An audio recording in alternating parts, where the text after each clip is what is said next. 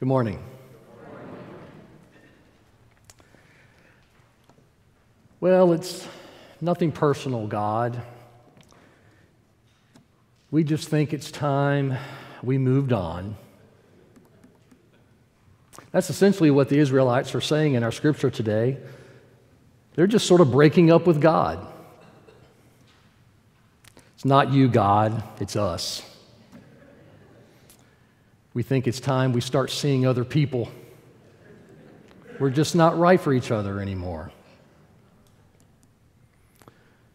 Up to this point, the tribes of Israel had been distinct from the neighboring countries. They didn't really have any kind of centralized government.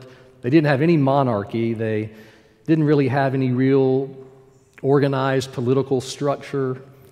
They just sort of banded together when needed. Judges and prophets were raised up by God from time to time to give the Israelites instruction and to give them leadership. And this was just how they functioned for a long time. And what this did was reminded the Israelites that God was their leader, that essentially that God was their king. And now, as we just heard, some of these elders of Israel have come to Samuel, the prophet, and they're ready for this all to be changed.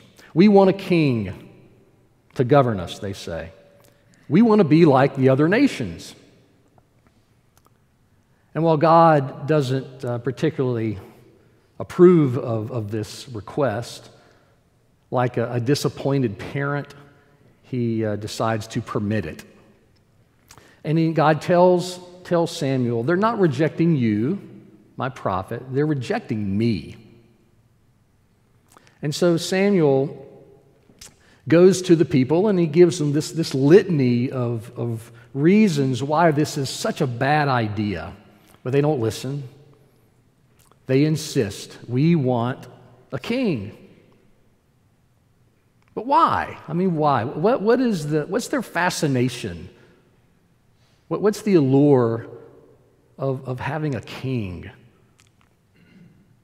Well, scholars have speculated, biblical scholars have wondered about this. Perhaps Israel looked at some of their neighboring countries and they saw the prosperity that some of them were enjoying, and they thought, well, God doesn't seem to be doing that for us, but maybe a king could. Or perhaps some scholars have said, maybe they thought a king ruling over them would be easier. I mean, God had commandments over his people. God had expectations of his people, that they would be people of grace and mercy. Grace and mercy aren't always easy. Offering grace and mercy to people, it can be challenging. But if we read on, if we read further in the passage, we see the real reason why the people demanded a king. It's right there at the end of the passage in the last couple of verses. The real reason that they wanted a king was military readiness. They wanted to be like other nations. They wanted to have a king to fight their battles for them. In other words, to put it in more modern language, they wanted a strong military. Up to this point, in their history, Israel had spent a fair amount of their time at war, at various times with various enemies. And this is really what the book of Judges is all about. If you've ever read Judges, you remember this. Judges is just a little bit before 1 Samuel. Over and over, the people of Israel had fallen into the hands of their enemies because of their bad behavior, really. And every time this happened, God would call up a judge to lead them in times of war. When we think of the word judge, our modern minds, think of a person wearing a black robe and offering, decisions or verdicts over situations and people. But that's not really what a judge was in Old Testament times. In the Old Testament, a judge, or a shofet in the Hebrew, was actually a military leader.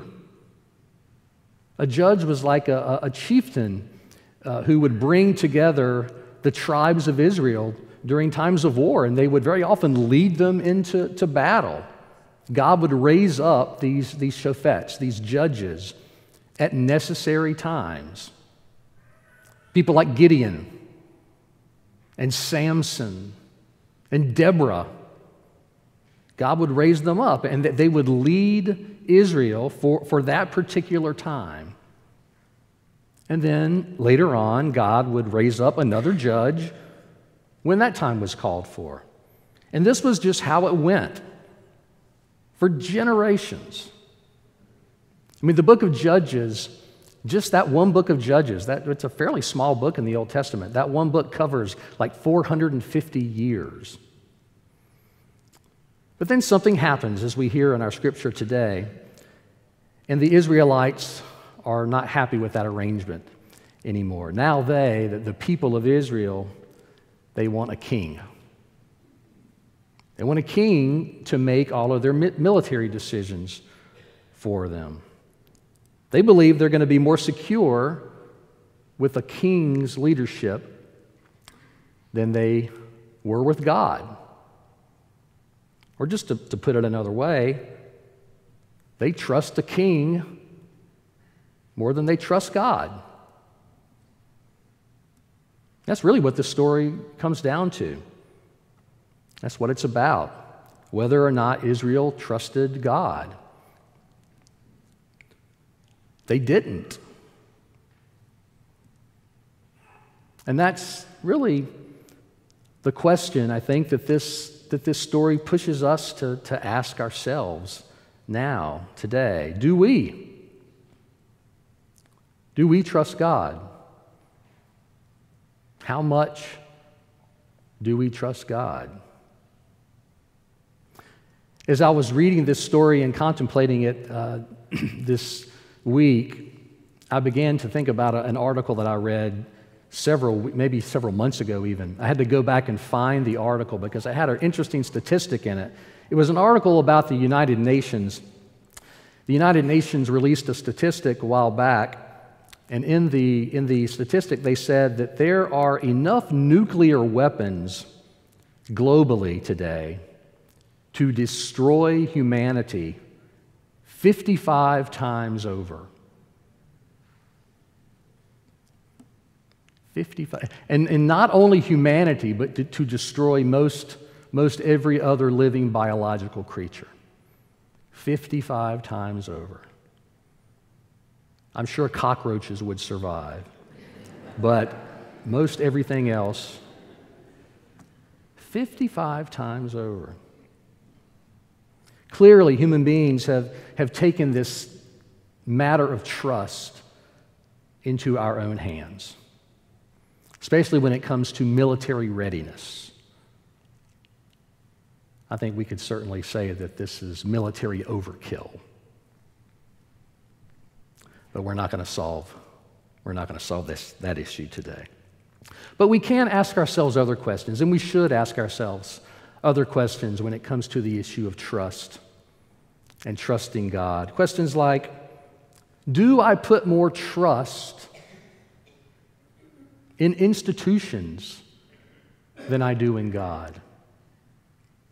Do I put more trust in my country than I do in God?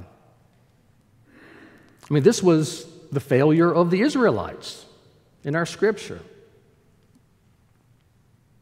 When I hear this story about our scripture today, I'm reminded of another story that I heard a while back about a pastor, a true story about a pastor who lived in California back during World War II. This pastor lived a good part of his adult life really just grief-stricken because of what happened at the beginning of World War II when the U.S. became involved in the war. One of his friends and neighbors who lived with him there in California, a man who happened to be of Japanese descent, was taken away to an internment camp. Not only that, but his home and his business were seized by the government.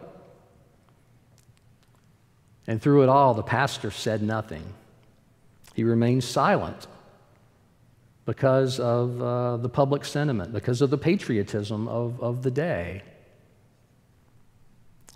And as he told the story many years later, he said he knew pretty much the entire time that he could have stopped it. He was a pastor in the community, well known in the community, well respected in the town, and he felt pretty sure that he could have vouched for that man's character and kept him out of that camp. But he didn't do anything. He didn't say a word. And so he had to live with that grief, with that regret for the rest of his life, the regret of trusting his country more than he trusted his God. We need to be asking ourselves questions, are we guilty of things like that? And questions like, what are we trusting? Who are we trusting? The Scripture moves us to ask questions like, am I storing up too much for myself here on earth? Am I seeking security too much in my finances, in my stuff, rather than trusting in the providence of God? Do I trust God enough to let go of my stuff, at least some of it anyway? Perhaps give it away to others who don't have enough. Who do we trust ultimately with our lives? Is it political leaders? Is it our military? Is it our financial advisors? Is it ourselves? Or ultimately, do we trust God? The failure of the Israelites, which Samuel was trying to point out to them, was that they lacked trust in God. And this can happen to all of us. Every one of us are susceptible to this. Pastors, laypersons, we're all susceptible. The question is, what do we do about this? How do we build trust in God? I think at least one answer to that question is, to trust God, we have to first seek to know God. I was talking to Lisa about this, my wife Lisa, recently, just about the whole issue of trust. And she had, I thought, some good input about it. Lisa, some of you know, is a teacher. She's been an educator for 30-plus years. And she offered some thoughts I thought were really helpful. She said, at the beginning of a school year, I do not expect parents to just trust me fully right off the bat with their children. I don't expect that at all. Not until they get to know me.